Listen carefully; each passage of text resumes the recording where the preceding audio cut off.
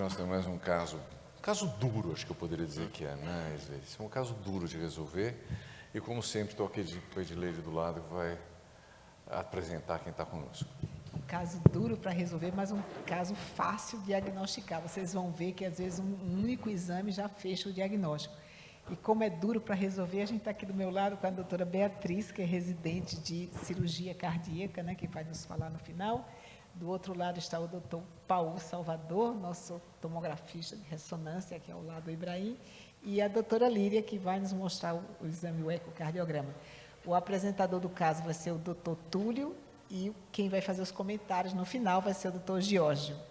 Vamos, então, começar, por favor, doutor Túlio. Bom dia a todos, sou Túlio Franco, residente do primeiro ano de cardiologia do Dante Pazanese e vou apresentar o Mioca Imagem hoje. Primeiro, o diagnóstico não é o fim, mas o começo da prática. É uma frase interessante para nós abordarmos, né, nossos pacientes no dia a dia. O paciente é JAS, masculino, 37 anos, casado, natural e procedente de São Paulo, de antecedentes tabagista, 14 maços anos, etilista social, tem um tio paterno que teve AVC e infarto menor que 30, com menos de 50 anos, é um paciente com dispneia classe funcional 2 há cerca de 2 anos, evoluindo para dispneia classe funcional 3 a 7 meses, juntamente com dispneia paroxística noturna, ortopneia e anasarca. Foi atendido diversas vezes em serviço de urgência externo, sem melhora. Foi internado em agosto do ano passado no hospital externo, recebeu diurético terapia com melhora clínica. Após melhora, recebe alta encaminhamento para o cardiologista e foi atendido no miocárdio em janeiro desse ano. De medicações em uso, estava com furosemida, 2 comprimidos ao dia, carvedilol 325, 1 comprimido ao dia, e spironolactona 25 mg por dia. Ao exame, pressão, frequência cardíaca, saturação sem alterações, estava em regular estado geral, um tempo de enchimento capilar preservado, chamava atenção sinais de congestão, como turgência jugular, refluxo hepatojugular. Né? Além disso, tinha discretas crepitações em bases e um murmúrio vesicular reduzido na base direita. Além disso, um fígado palpável, cerca de 3 a 4 centímetros do rebordo costal, edema 1 cruz em 4 de membros inferiores. Do eletrocardiograma... Vamos pedir para a doutora Mariana olhar, analisar. Alô, me ouve? Bom, é um masculino, 37 anos, é isso? Sim. Ritmo sinusal, então onda P positivo em D1, negativo em ABR, positivo em D2. Tem um plus minus em V1, com onda P positivo em V6. Tem sinais, o eixo está preservado, está mais 90. Ele tem sinal, tem alteração de repolarização difusa. Talvez ele não preencha nenhum critério de voltagem para sobrecarga de VE, mas é um eletro que lembra. E eu estou impressionada dele, está difícil de ver aqui, mas com o átrio dele. Eu não sei se em D2 ele chega a estar alargado, eu não consigo ter essa percepção daqui, mas me lembraria uma sobrecarga até atrial esquerda, talvez até com o átrio aumentado em tempo, pensando até no bloqueio interatrial também por aqui. Você acha que só esquerda, eu não entendi sua última frase, você acha que direito também? Sobrecarga atrial direita também? Direito, ele tem a onda positiva em V1, maior que meio milímetro, que também fecha critério de sobrecarga atrial direita também. Não é um eletrocardiograma muito comum nas miocardiopatias dilatadas, né, Mariana? Não, não é não. Talvez em início de hipertensão, né, até essas alterações de repolarização, hipertensão arterial, mas não esse átrio. É uma pergunta mesmo, não é uma provocação, não é um questionamento. Essa onda P em D2, parece até que ela tem aquele entalhe, mas que a segunda parte do entalhe é mais alta que a primeira. Tem algum significado isso, não? Não chega a ter significado. Esse entalhe é uma onda P maior do que 120 milissegundos, com entalhe, e cada corcova com uma distância de 1 quadradinho, 40 milissegundos entre ela fala muito a favor de bloqueios interatriais. O que antes a gente chamava muito de sobrecarga de átrio esquerdo, cada vez mais a gente está notando que é um bloqueio interatrial em relação a D2, E aí nas frontais, muitas vezes, a gente vê, nas precordiais, a gente pode continuar vendo essa morfologia de uma onda P mais bífida também. Mas essa onda P, maior que 120 milissegundos, com 2 corcovas, é para a gente diagnóstico de bloqueio interatrial, nesse caso seria de 1º grau. Então, quando eu estou olhando para V3 e V4, eu não estou vendo coisas. Tem uma imagem parecida mesmo com essas 2 corcovas meio grandes. Tem sim.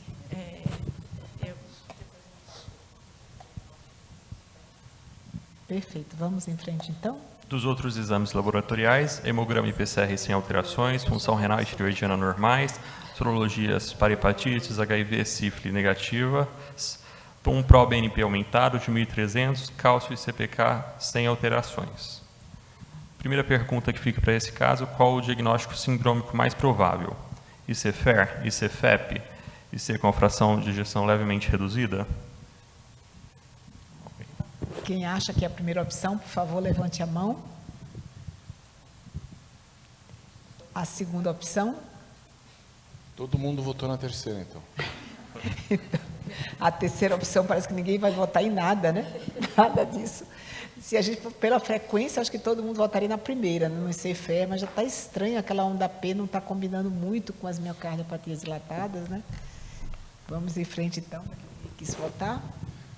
Qual o diagnóstico mais provável? Uma miocardiopatia dilatada, uma miocardiopatia restritiva ou uma miocardiopatia hipertrófica?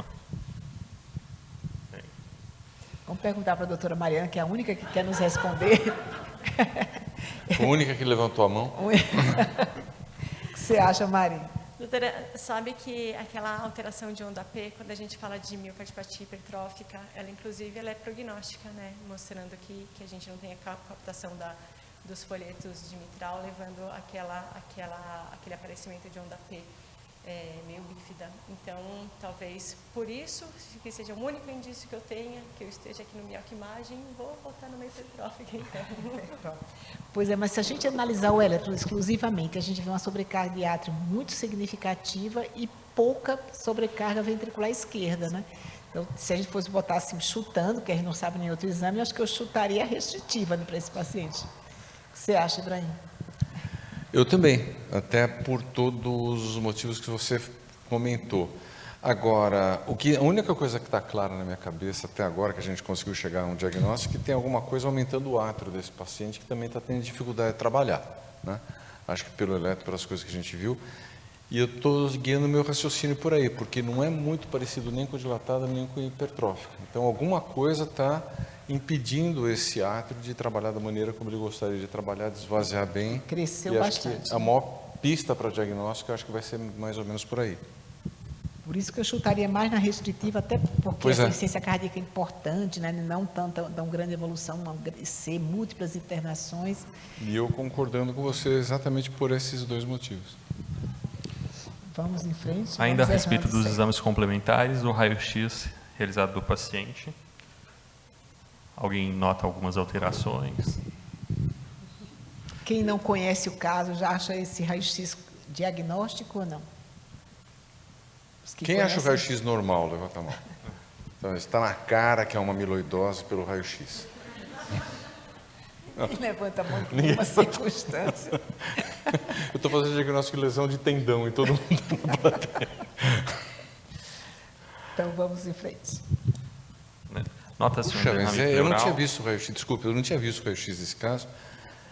Duas coisas, né? Primeiro, dar o diagnóstico, e segundo, como é importante fazer o raio-x de tórax simples do jeito que ele tem que ser feito. Sabe que recentemente a gente teve um caso que a paciente foi operada, chegou com derrame pericárdio, foi operada e não fizeram o raio-x prévio. Quando a gente foi ver posteriormente, era um pulmão todo cheio de tumor pulmonar, cheio de metástases, e só fomos ver o raio-x bem depois da cirurgia, porque não se valorizou o raio-x. E às vezes o raio-x é como esse, valoriza. Um raio-x bem significativo. Mas o meu comentário é que eu sei o caso, mas não tinha visto o raio-x especificamente, né? E fazer o raio-x, como no caso foi feito de frente e perfil, a gente acaba fazendo o diagnóstico. A gente muitas vezes vai só no PA, né? E o perfil fica bem evidente, né? O achado vamos em frente, não abre ainda. Vamos em frente. Diante do raio-x, alguma mudança a respeito do diagnóstico sindrômico? Você não... Show. Eu acho que pelo eletro, Ele a gente perguntar, já não está faz faltando uma CFEP, bolinha. né? O eletro de CFEP, átrios são grandes, sem muita sobrecarga ventricular, né? No raio-x, né, como veremos posteriormente, nota-se calcificação do pericárdio, além de um derrame pleural bilateral, discreto aumento da área cardíaca, levantando a hipótese de pericardite constritiva pelo exame do raio-x. Né? Então, seria um caso que o raio-x já faz o diagnóstico desse paciente. Né? Esse foi por isso que eu falei que era um caso simples de diagnóstico, né? Um raio-x resolve o problema muito rapidamente. Posso provocar o Paul? Pode. Como tem um ecocardiografista na sala, eu vou jogar do lado delas aqui. Paul, o que é melhor para fazer esse diagnóstico? Raio-x ou ressonância? Nenhum dos dois. Assim, a gente sempre tem uma tendência agora a começar pelo mais simples, né? Já com uma boa anamnese e um raio-x, a gente já ficaria bem feliz, né? Aí quando a gente já tem essas informações e vê exames mais complexos, tudo faz mais sentido, né? Muitas vezes a gente quase nunca, eu sou sincero, eu nunca checo o raio-x quando vou lá dar uma ressonância. Então, na verdade, a gente ia operar esse paciente sem tomografia e sem ressonância, com o ecocardiograma e o raio-x. Eu acho que se esse paciente tivesse um local que não tivesse toma e ressonância, acho que o eco com esse raio-x já seria diagnóstico, não acha, Bia? Já sim, doutora. Você operaria ele sem toma, sem ressonância? Sem toma e sem ressonância, sim. Só com eco, com o que ele mostrava e o raio-x, já dá para botar em sala, sim.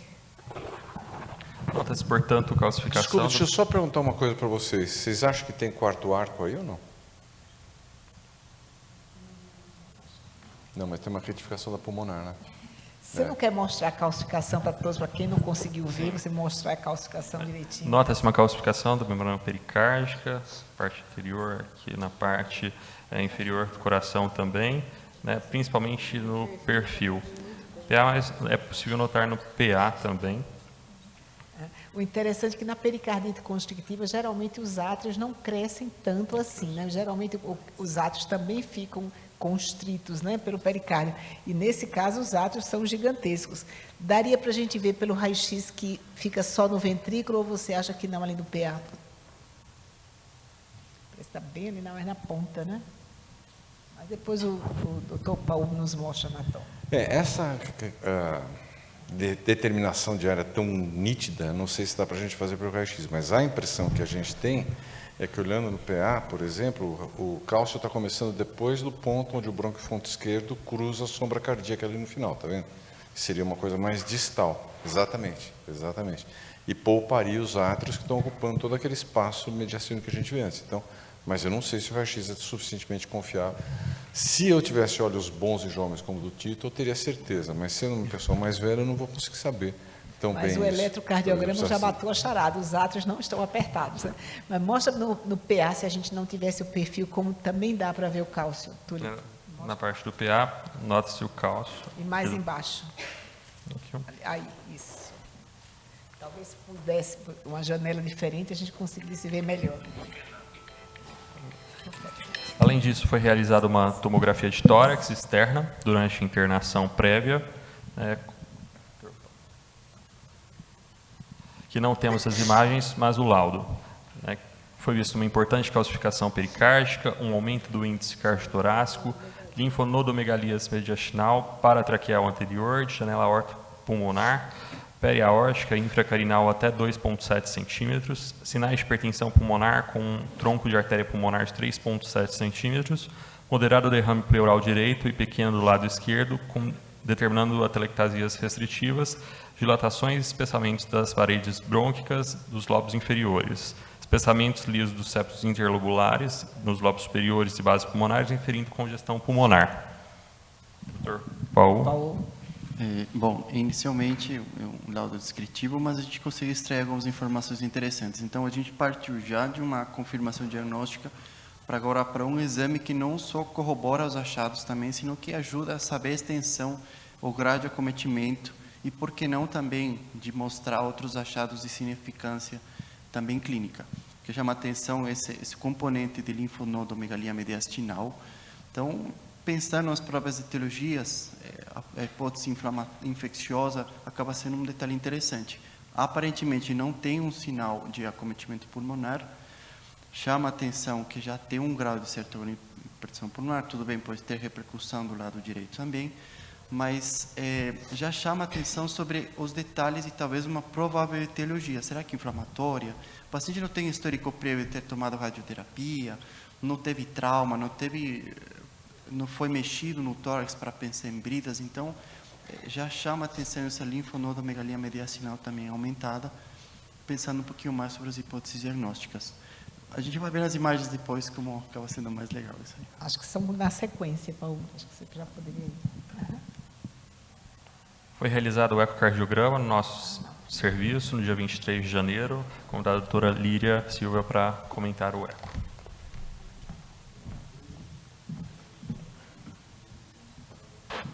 Ao contrário dos outros casos do mioquimagem, esse paciente meio que leu o livro para pericardite constritiva, tá? É um eco bem rico, o eco dele, assim. Então, eu vou começar aqui apresentando para vocês a janela parasternal longitudinal, que a gente começa com ela, o pessoal dos adultos, né? E aqui já tem várias coisas que chamam bastante atenção. A gente tem a impressão que o ventrículo direito está um pouco dilatado, né? Se a gente for comparar o tamanho do ventrículo direito aqui com o ventrículo esquerdo, a gente vê que o ventrículo direito está mais proeminente, normalmente isso não acontece, né?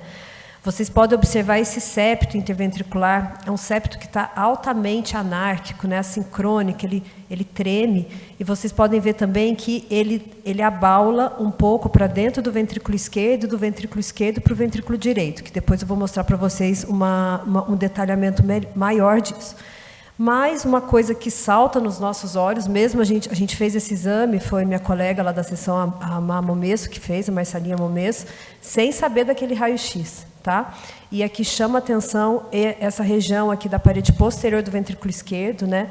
Que parece que movimentando em bloco com esse pericárdio, né? Normalmente o eco não vê bem esse espessamento pericárdio, e aqui chama a atenção da gente, né? Um pericárdio com aumento da sua espessura, é um pericárdio branco, né, brilhante.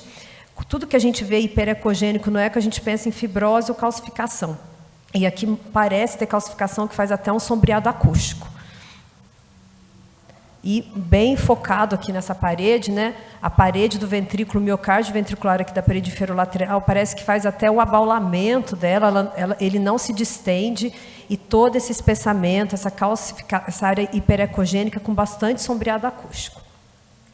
Quando a gente vai para o eixo curto, a gente consegue ver bem essa relação aumentada do VD para o ventrículo esquerdo.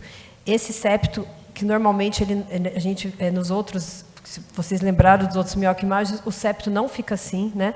Ele, além desse movimento ele fica tremendo durante todo o ciclo cardíaco, aqui a gente tem o eletro, em verdinho claro, uma monitorização da respiração do paciente. Então, na fase ascendente do ciclo, a gente tem a inspiração, e na fase descendente, a gente tem a expiração. Isso mostra para a gente que esse septo ele pula, né, na inspiração do VD para dentro do VE. Isso é o septum balse que a gente costuma descrever no laudo, que reflete esse aumento dessa interdependência do ventrículo, né? E aqui o que acontece? A gente vê essa intensa espessamento e calcificação nesse pericárdio, né, desde ali da região do ventrículo direito até ali a parede anterolateral. O modo M, a gente tem uma alta resolução temporal, então a gente consegue ver bem mobilidade, movimentação, e chama bastante a atenção da gente, né? Esse septo que desvia na inspiração, que é a fase ascendente da curva, que nem aqui a gente nessa figurinha, para dentro do ventrículo esquerdo. Então, quando o ventrículo direito se enche na inspiração, porque você aumenta o retorno venoso, né? Você diminui a pressão intratorácica, aumenta o retorno venoso, o ventrículo esquerdo, como ele não consegue se distender, porque ele tem toda essa carapaça aqui, né, de fibrose e cálcio, ele reduz o volume, né? Então, isso é interdependência ventricular. Quando o ventrículo direito ele se enche, o ventrículo esquerdo vai reduzir as suas dimensões e o fluxo e o enchimento dele também. E na expiração a gente vê o contrário, né? Você aumenta a pressão intratorácica, você vai aumentar o influxo pelas veias pulmonares para dentro das câmeras esquerdas do ventrículo esquerdo, ele aumenta a dimensão porque ele joga o septo agora para dentro do ventrículo direito, reduzindo o tamanho do ventrículo direito. E esse septo super assincrônico durante todo o ciclo cardíaco. Aqui é o apical 4 câmaras e o 2, para vocês verem como que esse ventrículo, como que essa cavidade ventricular, né, ela está sendo apertada, comprimida mesmo por esse espessamento pericárdico e calcificação. Vocês conseguem ver que até a silhueta cardíaca aqui parece que está deformada, parece que tem um cinto comprimindo essa região médio-basal aqui do ventrículo, tanto o direito quanto o esquerdo, né? Aqui a parede inferior, tem um pouquinho na parede anterior, mas principalmente aqui na parede inferior, parede anterolateral e a parede livre do VD. E o septo, né, na hora que a válvula tricúspide abre, aqui na inspiração a gente vê que tem essa lentificação do contraste na diástole, porque está muito difícil, tanto do átrio quanto dos ventrículos receberem o sangue que está vindo aqui da cava e das veias pulmonares, né? Então, quando ele inspira, ele joga, o septo vai para dentro do VE, diminui o enchimento do VE e a cavidade do VE e vice-versa, né? E a parede grudada aqui, vocês veem que o ventrículo ele não consegue se distender, né, para receber esse retorno venoso da veia cava e também o retorno venoso que vem pelas veias pulmonares do pulmão para dentro do ventrículo esquerdo, né? O septo super desviado, com uma hipermobilidade, e a região apical também se distende muito mais do que essa região médio-basal aqui de ambos os ventrículos, né, da parede livre. Os átrios com um aumento acentuado dos átrios, né, denotando um aumento dessas pressões de enchimento.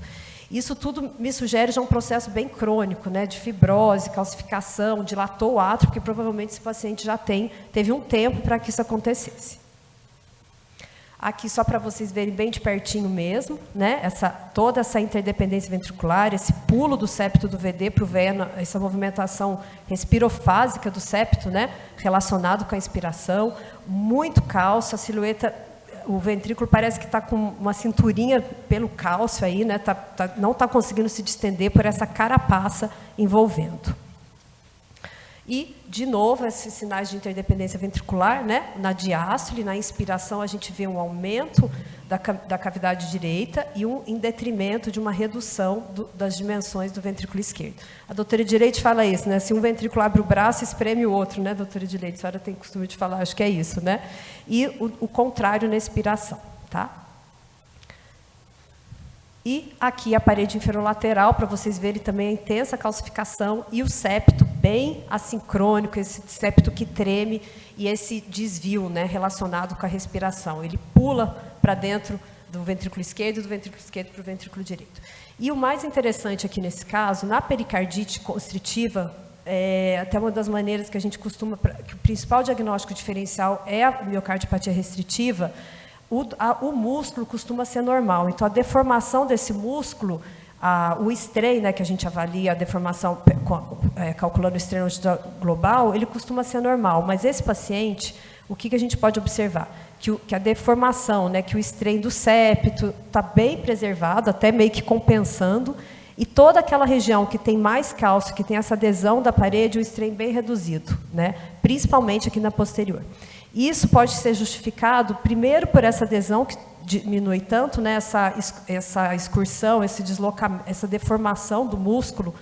E também eles falam que quando você tem um processo já crônico, avançado, além da calcificação, né, dessa adesão, você pode ter um músculo mais fino e atrófico, justificando essa deformação bem acentuada. Aqui o ventrículo direito, também muito comprometido, né, aquele abaulamento, aquele acotovelamento nessa porção média aqui, e vocês podem observar que a parede não mexe, né? Ela não distende para receber o retorno venoso que vem da cava.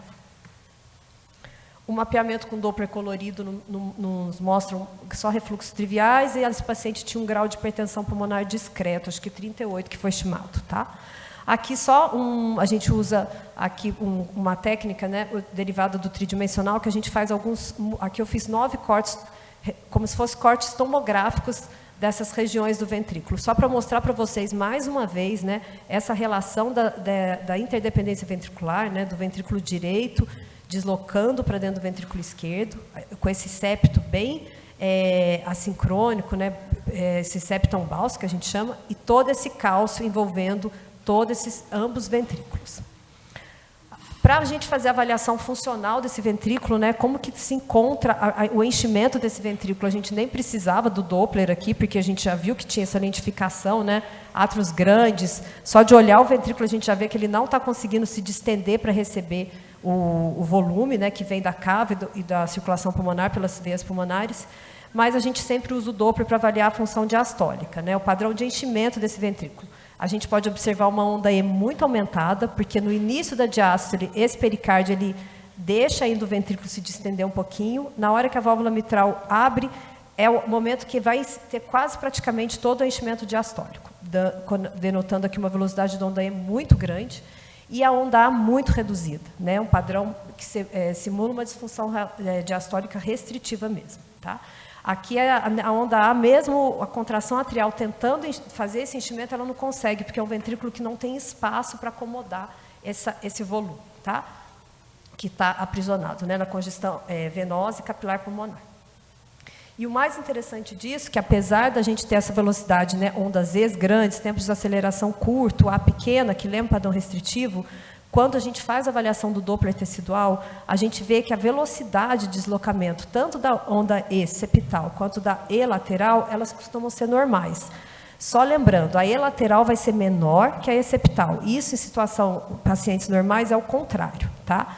Então, a E septal aqui foi estimada em 18. Quanto maior essa onda, a velocidade de deslocamento, né, dessa onda aqui septal, ela denota para a gente um processo mais crônico e mais grave da pericardite constritiva, que é ela que está conseguindo proporcionar esse enchimento dos ventrículos. Então, quando a gente sempre encontra isso, né, uma onda septal maior que 8, né, com padrão restritivo, e ela bem maior que a linha lateral, que está reduzida até pelo próprio mecanismo de adesão do pericárdio ao músculo, a gente escreve no laudo ânulus reverso. E o ânulus paradoxus é o quê? A gente vai ver aquela relação EA padrão restritiva com uma relação E' normal, apesar de ter pressão de enchimento alta, porque as E' são normais. E a variação do Doppler também, a gente faz a variação desses fluxos inspiratórios, né, que a gente vê a variação esse aumento da onda E na inspiração, do influxo da tricúspide com o aumento do retorno venoso, e uma redução da onda E da válvula mitral na inspiração, né, pelo desvio do septo. E essa variação a gente estima em torno de 25% a 40% para mitral e 40% a 60% mais ou menos de variação na tricúspide, tá? E isso também a gente pode observar no fluxo da via de saída do ventrículo esquerdo, que é o volume sistólico, que também vai sofrer essa variação do fluxo decorrente dessa interdependência ventricular. E a cava, geralmente desses pacientes pletórica, né, maior que 21 e praticamente sem variação respiratória. Aqui dá até para ver que ele parece ter um pouquinho de ascite. Lembrando que a cava ela é um sinal assim de suporte, porque se o paciente está tomando diurético, às vezes você encontra paciente com cavas normais, apesar de toda essa repercussão. Desse paciente eu acho muito difícil, porque já era um caso parecia bem avançado, né? E uma coisa que praticamente firma o diagnóstico de pericardite constritiva, até como diagnóstico diferencial das miocardiopatias restritivas, é na expiração a gente vê esse fluxo diastólico reverso, tá? Na veia suprahepática, que é decorrente, né? O septo, vou mostrar aqui para vocês. Aqui na expiração, o paciente ele respira, né? Na inspiração ele joga o septo para dentro do VE, e na expiração ele aumenta aqui a velocidade da onda E, e joga para dentro do VD, e esse fluxo ele volta para a suprahepática na diástole, tá? Na fase expiratória. E aqui é só para a gente, isso é mais para o eco mesmo, mostrando para vocês como é importante, né, esse desvio do septo, esse septal bounce e as velocidades das ondas E' para detectar a provável constrição. Excelente, doutora Lívia. Ali o resumo do que você já apresentou, acho que não precisamos mostrar mais. Convido o doutor Paulo Salvador para descrever a ressonância, comentar a ressonância. A doutora Bia falou com o seu eco, ela opera o paciente. Não, mas esse eco não precisa nem o raio-x, né, Bia? Já com esse eco, né, facilita a nossa vida também. Mas, assim, a tomografia ficou para o final, é uma tomografia sem contraste. que vai ser bem notória, mas a gente vai começar pela ressonância magnética. Como é que a ressonância magnética vê esses pacientes com pericardite constritiva? Nessas imagens localizadoras, já que a gente está acostumado a observar, que acaba sendo nossa visão geral do coração e as estruturas extracardíacas, observamos já essa dilatação biatrial significativa. Checando aqui umas imagens já mais sem movimento, observamos que a análise funcional vai chamar muito atenção para conhecer justamente como que é o comportamento funcional dessas estruturas. Vejam vocês a dilatação biatrial importante e a hepatomegalia significativa também com a dilatação do uretro direito. Então, já partindo para imagens de cine, temos inicialmente um cine em 4 câmeras e do lado direito de vocês um cine 3 câmeras. A nossa impressão para a ressonância, a classificação acaba sendo uma imagem um pouquinho mais difícil ver do que a tomografia, porém, nessas imagens de cine, o cálcio tem uma aparência de preto. Então, vocês veem que o sinal fica mais escuro aqui na parede lateral do ventrículo esquerdo, pega mais o ventrículo direito, e percebam que parece que na porção apical não tem tanto cálcio, dando essa aparência de tubular do ventrículo esquerdo.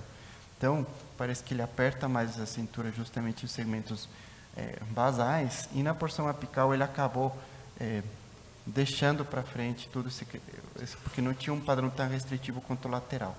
Essa é a impressão que também a gente tem no ventrículo esquerdo, aqui no Cine 3, percebendo que a ponta ficou um pouquinho mais liberada para o movimento cardíaco. Então, partindo já do diagnóstico, a gente consegue agora fazer uma informação mais interessante sobre o grau de acometimento do cálcio em relação às paredes do ventrículo esquerdo, e vendo porque talvez os diâmetros das cavidades não ficaram tão restritos, né? Porque ainda tem um espaço na porção apical que ele acabou desaguando um pouquinho mais de volume. Vejam vocês no cine eixo curto, que é uma imagem bem parecida com o que o Eco já mostrou. Então vejam esse movimento, o septal bounce no septo interventricular, e assim como a ressonância magnética também observa esse movimento paradoxal, simula muito o movimento de um peixe, né? Quando ele está na água, bastante notório aqui. Vejam vocês como nos segmentos laterais ele não consegue na porção basal justamente ter uma diástole, totalmente restringido, não tem enchimento, fica quase parado sem conseguir ele se expandir e ter um enchimento adequado. Veja na porção apical, como eu tinha mostrado para vocês em eixos longos, que não tem problema para o enchimento. Esse é um cine varredura em 4 câmeras, que a gente vai da porção apical até a porção basal. Vejam vocês o movimento como acaba sendo mais notório do septo interventricular, com interdependência ventricular, e aqui a imagem só para mostrar para vocês uma varredura como na porção apical ele parece que não tem mesmo essa restrição. Essa é uma imagem sangue escuro, uma imagem que pondera líquidos, uma imagem que a gente observa para ver edema miocárdico e pericárdico. Vejam como o cálcio fica preto. Então, a diferença da tomografia que fica mais claro, tem uma imagem bem mais notória aqui na ressonância que ela ficando preto.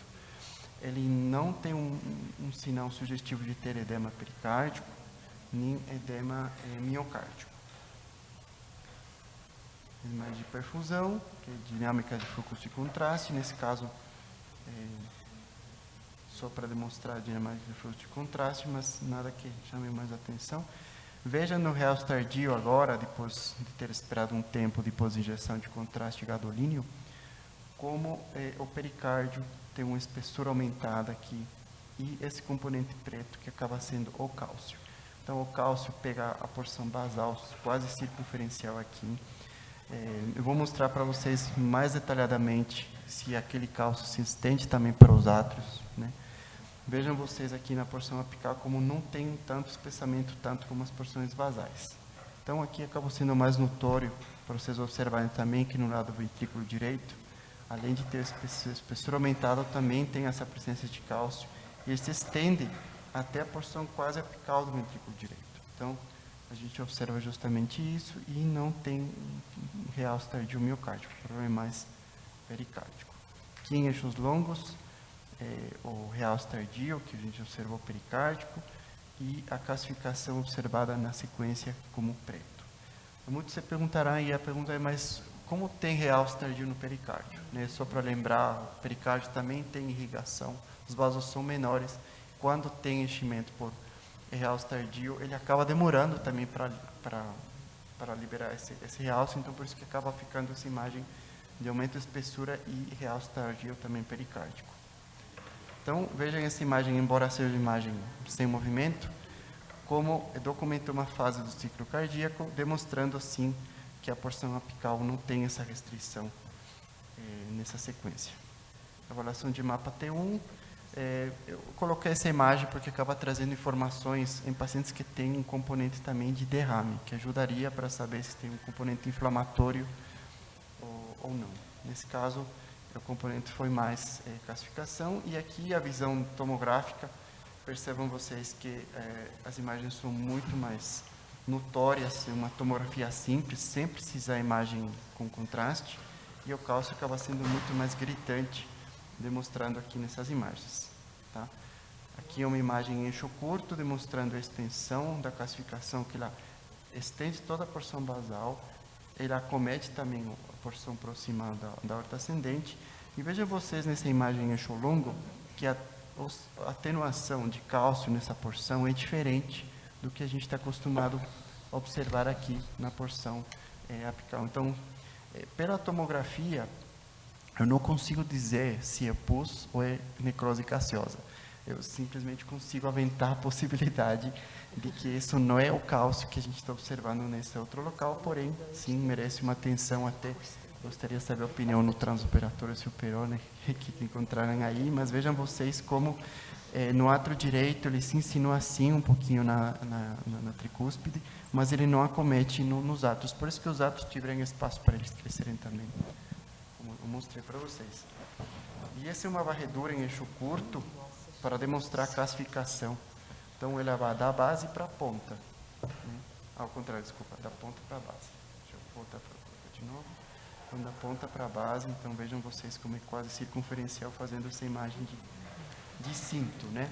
E aqui vejam vocês como observa a calcificação pela tomografia do lado direito e a calcificação pela ressonância do lado esquerdo, para a gente como compara as imagens. E aqui eu quis mostrar para vocês em 3D a calcificação, como ela fica literalmente como um cinto envolvendo o ventrículo direito e esquerdo, respeitando a porção apical, por isso aquela morfologia da ponta, que ela consegue ainda ter o enchimento lá, e respeitando os átrios. Então, resumindo aqui a visão da ressonância magnética, análise multimodal, muito sugestivo esse padrão restritivo, já demonstrado no eco, né, com septal bounce, dilatação biatral, alteração restrição diastólica nos ventrículos. Então, pela tomografia, pela ressonância, aumento do espaço do pericárdio maior do que 4, essa morfologia do ventrículo direito e esquerdo elongado, no caso que foi só na porção basal, essa classificação, dilatação biatrial, sinais de congestão, demonstrando padrão restritivo, realce tardiopericárdico. Mostrei falar brevemente do tagging, que é uma sequência que foi um dos primórdios para avaliação do strain pela ressonância. Ele acaba mostrando só aquela restrição do enchimento, a restrição diastólica e o movimento que a gente já conversou. Parâmetros de fluxo, a ressonância tem validados também estudos em relação à análise do fluxo EA, também com a análise das cavas, que tem como informação adicional, mas nada acrescenta em relação à apresentação do eco. Então, muito obrigado. Antes de partir para o relato do tratamento cirúrgico, aquela hora que eu perguntei para o Paulo se era mais fácil fazer o diagnóstico por tomografia, pelo raio-x ou pela ressonância, você pode voltar um pouquinho, por favor? Aquele slide que o Paulo compara as duas coisas. Tem gente aqui nessa sala, mais um pouquinho, que tem um que ele mostra os dois, mais um, por favor. Acho que é o anterior. Esse, obrigado. Tem gente aqui que já me ouviu falando isso semana passada, mas eu vou repetir. O olho humano ele é muito mais sensível para coisas claras do que para coisas escuras. Por isso que nós não somos animais que vivem em caverna, né? A gente tem mais sensibilidade para aquilo que tem luz. Então, qualquer um que olhe a imagem da direita do slide vai perceber que tem alguma coisa errada brilhando muito ao redor do coração. E esse alerta aqui eu estou fazendo também para quem faz imagem, porque poderia passar como sendo alguma outra coisa que não causa a imagem da ressonância. Então, por isso que foi muito boa a apresentação do Paul, porque ele mostrou que se você não souber o que você está procurando, alguém vai perguntar, você viu o abacaxi? Você falou, não. Eu vi um fruto meio elíptico, que tem uns pentágonos, hexágonos em cima, uma coroa de folhas, meio espinhuda, mas abacaxi não vi, porque você não sabe o que é um abacaxi. Então, quando a gente olha a imagem, às vezes a gente tem que saber o que pode provocar aquelas alterações morfológicas que a gente está vendo, para aí valorizar a parte escura como se fosse realmente o cálcio. Mas eu acho, e aí eu vou aproveitar para fazer a emenda com o cirurgião, que o cirurgião prefere a imagem da tomografia pela resolução anatômica do método para ter uma ideia melhor do cálcio, para guiar melhor a decodificação, não é? Perfeito.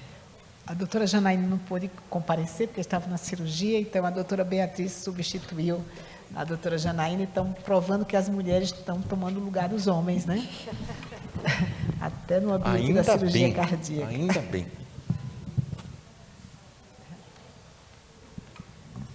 Oi, boa tarde. Vou falar um pouquinho da cirurgia do paciente, tá?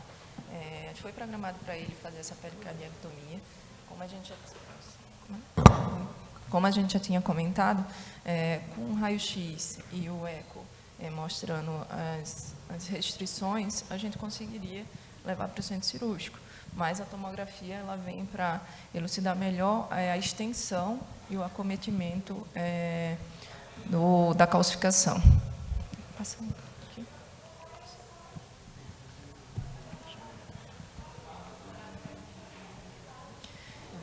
A pericardiectomia foi feita no dia 2 de fevereiro. A gente via realmente um pericárdio bem calcificado. Essa é uma cirurgia que a gente faz sem circulação extracorpórea, tá? Mas a gente deixa o pessoal da perfusão sobre aviso. Então, eles ficam lá na sala com a gente, porque caso tenha algum acidente, eles entram. Por isso mesmo, a gente tenta, a princípio, expor logo a região da aorta e átrio, para já ter de segurança, caso precise entrar na dissecção desse cálcio, desse pericárdio, se tiver algum incidente. E caso esteja muito calcificado, também dá para entrar pela femoral. Aí já tem essas duas vias de acesso. O pericárdio está bastante calcificado, envolvendo VD, VE, parte do átrio direito, e a porção diafragmática, como dá para ver bem no raio-x. Essa parte estava bastante calcificada, tanto é que a gente não conseguiu nem descolar aquilo dali, a gente deixou essa parte quieta, tá? A gente foi ressecando e liberando, estava bem difícil, porque o coração, como eles mesmos disseram, já era uma coisa bem crônica, então estava muito aderido. E aí a gente teve um pouco de dificuldade, primeiro para achar o plano, e depois para ir conseguindo dissecar. O que ajudou foi justamente que a porção apical ela estava solta, então a gente conseguiu ir por ali, abrir o pericárdio por ali e ir dissecando de lá, voltando para a base.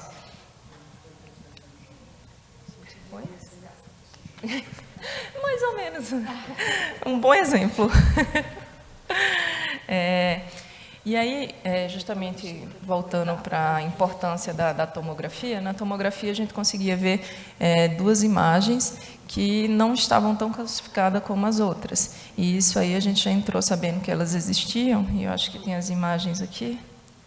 Ó, aqui tem... Estou ansioso. Assim que a gente fez a esternotomia, a gente conseguiu ver que estava bem restrito realmente a batida do coração. Ficou uma coisa bem clara para a gente. Então, aí a gente foi tentando achar um plano para poder ir dissecando. Aí, ó, isso aqui é a porção do pericárdio, você vê que está bem calcificada. E aí a gente usa esse primeiro plano para poder ir dissecando tanto para baixo quanto para cima. Tá?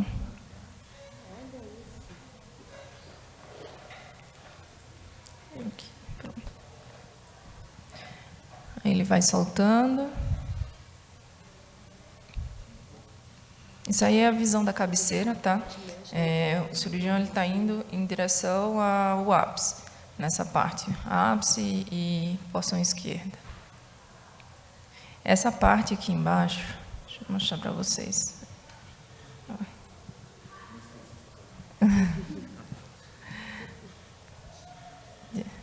Isso aqui era muito cálcio, que assim, a gente tentou com bisturi para chegar e soltar, não ia, ele foi com a tesoura, mas a tesoura também não conseguiu cortar, tá? Então, essa teve uma parte que assim, a gente deixou o cálcio, porque senão ia acabar furando o VD, e como a gente conseguiu fazer uma pericardiotomia em setores, então conseguiu aliviar a compressão que estava sendo feita no coração.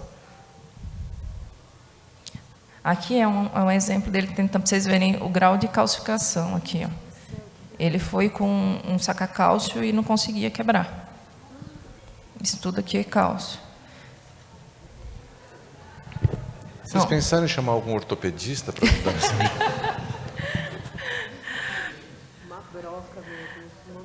Não, realmente, assim, era, desculpa a palavra, mas bizarro a quantidade de cálcio que tinha, tá? Ele tentou, só que aqui nosso problema é o quanto a gente puxa e, assim, é muito frio. Pois é. Aí, muito. O que a gente conseguia ir dissecando e tirando, a gente foi fazendo. Meio fez o que foi dando. Mas aí, essa parte, principalmente essa parte, ela estava muito aderida. A parede do ventrículo deve ficar mais fina mesmo. Fica. E assim, essa maior parte do cálcio estava mais para o VD. Então, já é fino por natureza, então a gente assim foi bem mais comedido nessa região. Aí vai chegar na parte... Aqui, ó. Isso aqui ele tentando. Isso aqui tudo é cálcio, ó. Que ele vai com bisturi para ver se consegue abrir, mas não consegue. E aí, por isso que essa parte a gente não abriu, não chegou a abrir.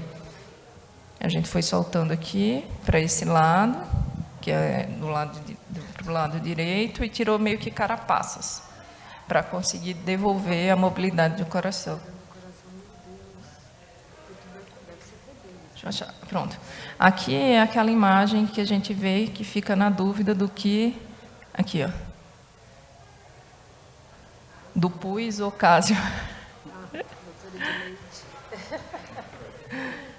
Essa é justamente essa que a gente ficou na dúvida, porque, como eu disse para a doutora, lá, realmente, na hora, a gente achou que era pus, porque era líquido. Saiu bem líquido, a gente coletou a amostra, suave, mas aí ficou nessa dúvida. Pode ser uma fase diferente ainda de... Então, justamente, a gente pensou nessa necrose caseosa e tem a outra... Vou mostrar a consistência dessa outra área, que a gente vê na tomografia as duas. E aí uma realmente lá estava mais líquida, que aí a gente pensou que fosse pus, mas pode ser uma fase de diferenciação, e o outro realmente era um cásio. Isso aí ficou meio que indiscutível. Você via a consistência mais de pasta de dente, entendeu? Mas no SWAB não está tendo crescimento, então acho que vai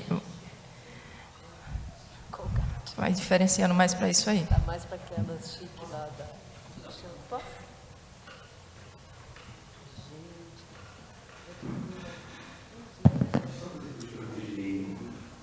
Quando a gente faz a imagem, a gente estuda geralmente a anatomia, ela fica completamente distorcida. Primeiro, então ele fica tudo colado, outro pecado, você tira o que der, Isso. A ideia era tentar tirar essa a parte, o que desce, na verdade. A gente não vai muito para trás, porque aí vem o átrio esquerdo, é mais fino, e aí a gente não vai, porque a gente tirando a parte da frente, a gente consegue dar a mobilidade de volta, tira a restrição do coração. E aí, nesse tipo de cirurgia, a gente foi vendo que conforme a gente foi liberando, a gente faz a incisão do pericárdio medial e vai soltando para a esquerda e para a direita. E aí ele foi soltando o que dava e cortou a tampa do pericárdio. Eu acho que fica mais fácil entender assim. E ele queria até descer mais um pouco, principalmente para o lado direito. Só que realmente era muito friável. Oi? É porque era friável, então se a gente fosse tentar insistir ali, a gente podia machucar o coração, precisar entrar em SEC. E assim, a gente fazendo isso, tirando essa carapaça, já tira a restrição, então já dá o resultado que é esperado para a cirurgia, que é tirar a restrição, e não leva isso para uma coisa maior, que aí, se for entrar em SEC, vai ser uma resposta inflamatória bem mais alta, e não seria um incidente cirúrgico, na verdade. Obrigado. No POI, o paciente evoluiu com agitação durante o despertar, foi preciso droga vasoativa baixa vazão, estubado no dia 4 e encaminhado para a enfermaria. No dia 6, ontem, apresentou uma FA de alta, estável, foi solicitado novo eco e encaminhado para a UTI.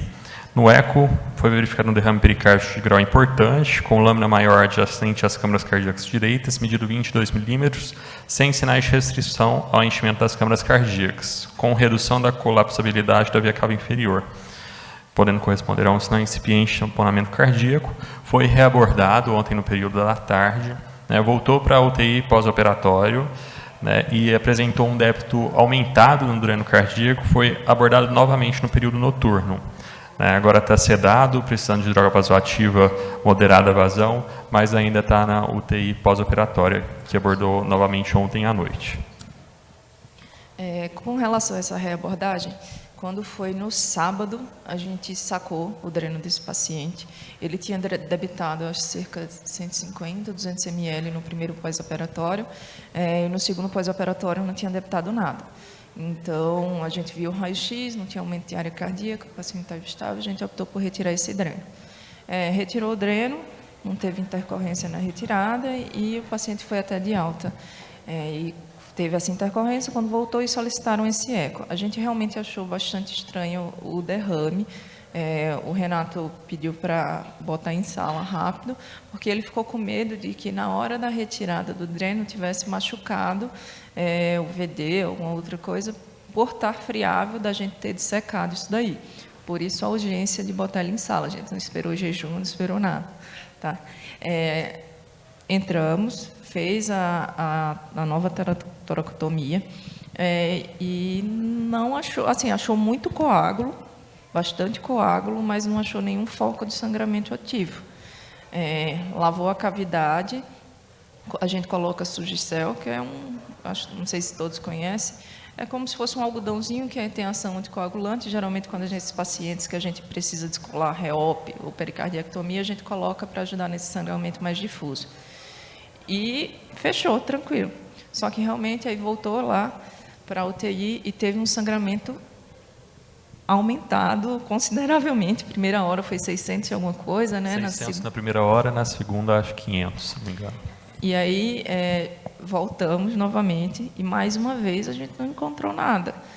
Os meninos revisaram para fechar o fio, porque a gente passa o fio de aço, olha se não pegou nenhum intercostal, mas eles também não acharam nada novamente. E aí a gente está querendo saber o porquê disso, o porquê desse sangramento ainda está sendo incógnita para a gente. Realmente eu passei hoje lá de manhã, não teve sangramento depois dessa segunda reabordagem, mas ele está bem chocado. Convido o Dr. Giorgio para falar sobre a pericardite constritiva. Bom, eu sou o Giorgio, sou residente de cardiologia do Sírio-Libanês. Quero agradecer aí por poder participar também aí da reunião. Vou ser breve, tá? Acho que a maioria dos assuntos já foram bem discutidos, para não ser repetitivo. Uma introdução rápida, falar de fisiopatologia, o quadro clínico, as principais etiologias e o tratamento, tá? Então, assim, a pericardite constritiva, igual a gente viu, é uma entidade que gera dúvida hoje, mas também gera dúvida já há um bom tempo. Richard Lauer, né, fisiologista e cirurgião, foi um dos primeiros a descrever isso lá em 1600. Depois Corrigan, é o mesmo do pulso, né, de Corrigan, descreveu o knock pericárdico. E o Kussmaul, né, que dentre várias descobertas, aí o pulso paradoxal. E o próprio nome diz, né, que o pressuposto paradoxal, né? Ele meio que não, hoje a gente já conhece, a doutora já explicou bem, né? Os sinais ecocardiográficos, inclusive o porquê da queda aí da pressão sistólica na inspiração, tá? Mas na época não se conhecia. Então, assim, o que a gente tem basicamente é uma inflamação crônica e persistente do pericárdio.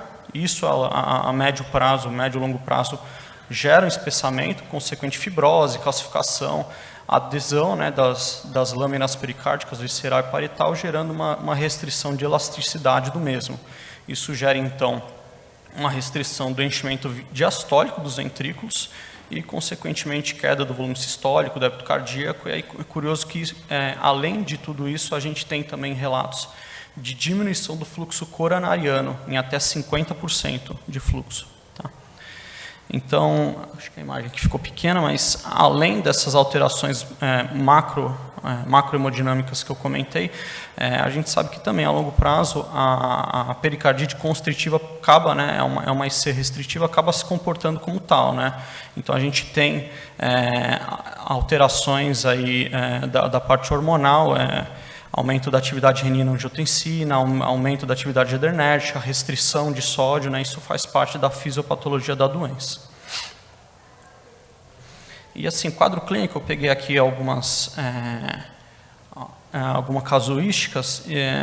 Por exemplo, o que a gente mais tem é IC direita, né? Seguido de dor torácica, síndrome construktiva, sintomas abdominais, né? pela IC direita, arritmias atriais, icterícia, né, no estágio aí mais avançado de disfunção hepática por congestão, até baixo débito e síncope em uma menor parte dos pacientes.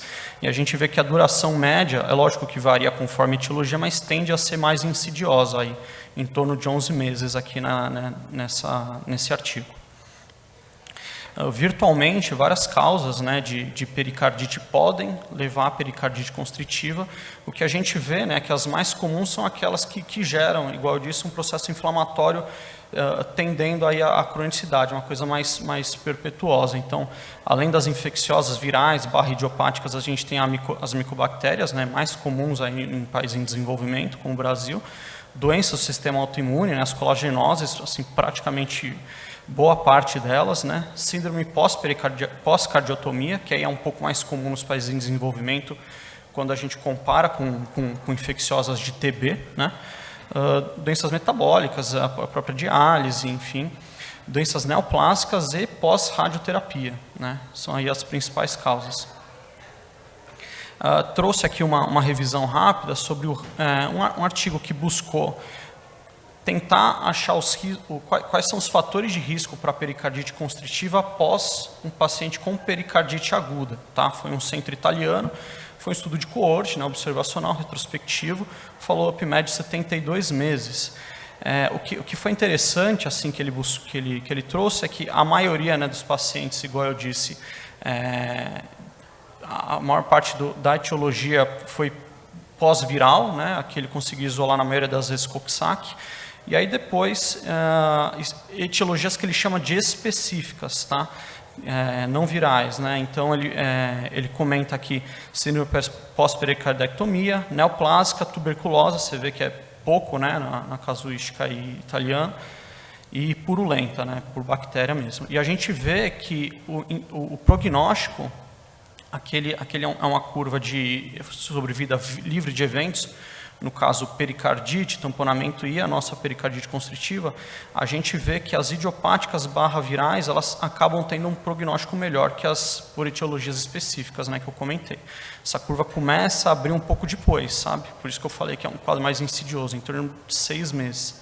Tá? E a gente vê que a minoria, né, teve pericardite constritiva nessa casuística, mas dentre eles a maioria foi por TB mesmo, né?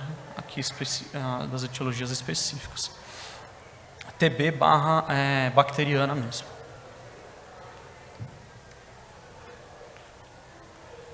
E aí, o que eu...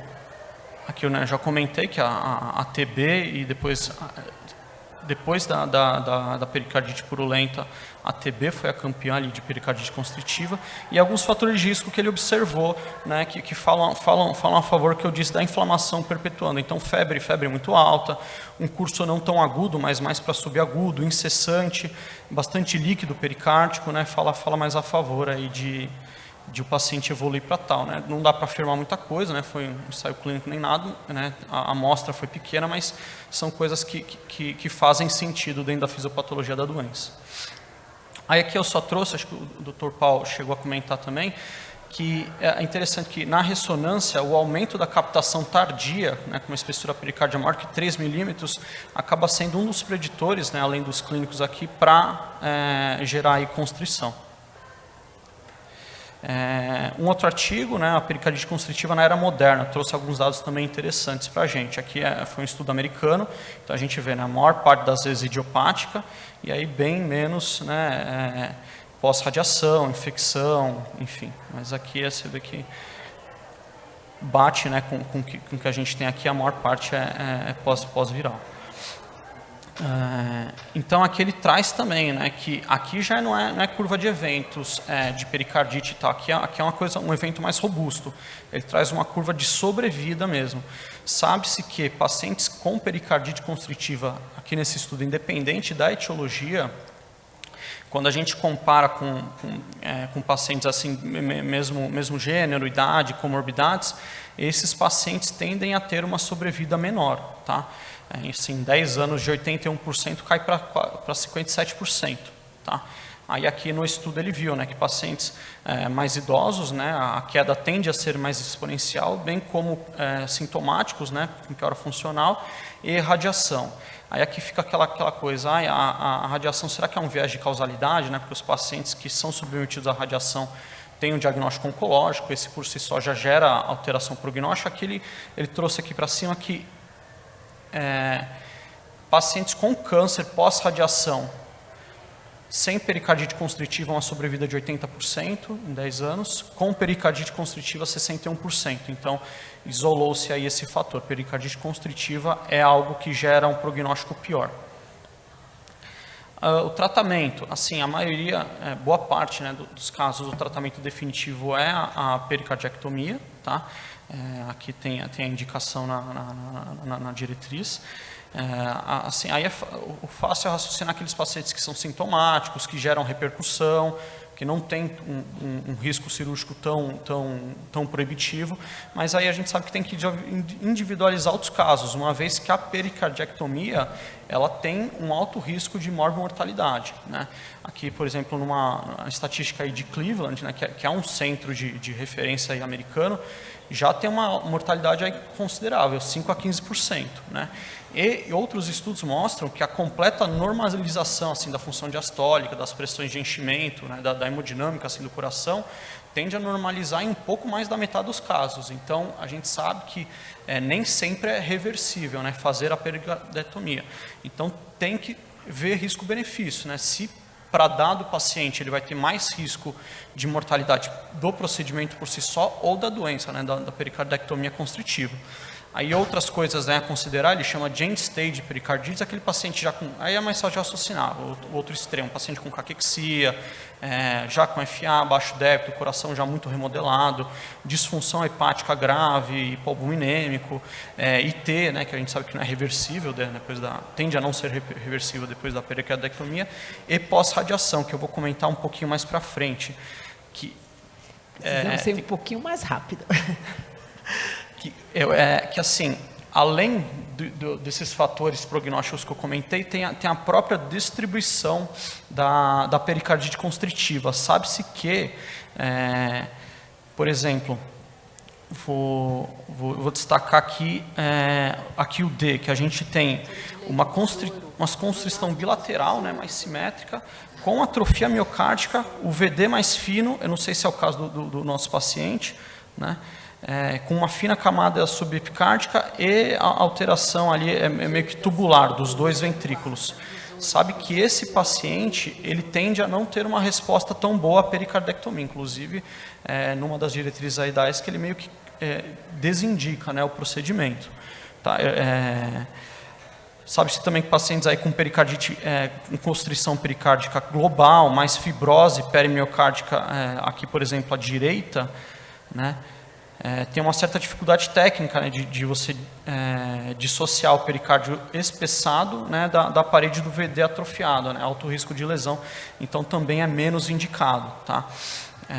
Aí aqui outros, né, eu fico realmente na dúvida, né, qual que foi o caso do nosso paciente, se foi mais para esse F aqui, que foi uma constrição pericárdica global, a configuração tubular biventricular, tá, dos ventrículos, aí a pericardectomia também estaria ali bem indicada, que acho que, na verdade, corrigindo, acho que foi o caso realmente do nosso paciente.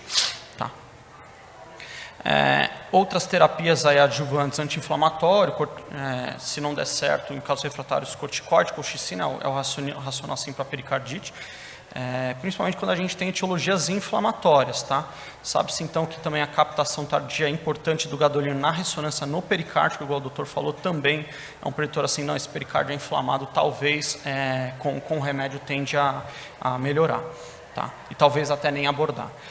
Só chamando a atenção aqui que o RIP na TB pericárdica, se você não faz nada, o risco de pericardite constritiva é 80%, né? O tratamento adequado cai para 10%, então talvez isso seja algo a se considerar. E aí, diurético-terapia, né? Eu comentei que esses pacientes tendem a ser retentores, né?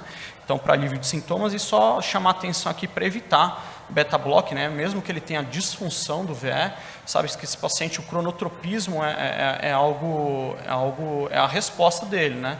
Então você ser muito agressivo em diminuir a frequência cardíaca desse paciente talvez não seja ideal. Então tem que evitar beta-block, antagonista de cálcio não didoperidínico. Se, por exemplo, o paciente tiver uma FA de alta resposta, dar preferência aí para a digoxina, tá? Com a frequência alva aí mais permissível, em torno de 90. Né? A pericardite por si só, constritiva, tende a não gerar disfunção, mas a gente sabe, igual o doutor falou, a longo prazo pode sim, até porque um processo inflamatório ali direto no pericárdio se sobrepõe ali por contiguidade ao miocárdio, então pode sim gerar disfunção a longo prazo, tem que evitar beta-block. E é basicamente isso. Excelente, Jorge, obrigada. Vejam que esse caso foi fácil o diagnóstico, o problema é o tratamento, que é realmente desafiador, difícil o tratamento, né? Se a gente sabe que uma das causas de pericardite é a agressão cirúrgica, né? Imagina para quem fez uma agressão pericárdica importante, vamos ver se ele termina evoluindo bem, né? Muito obrigada a todos, obrigada, Bia, pela sua presença, uma boa tarde.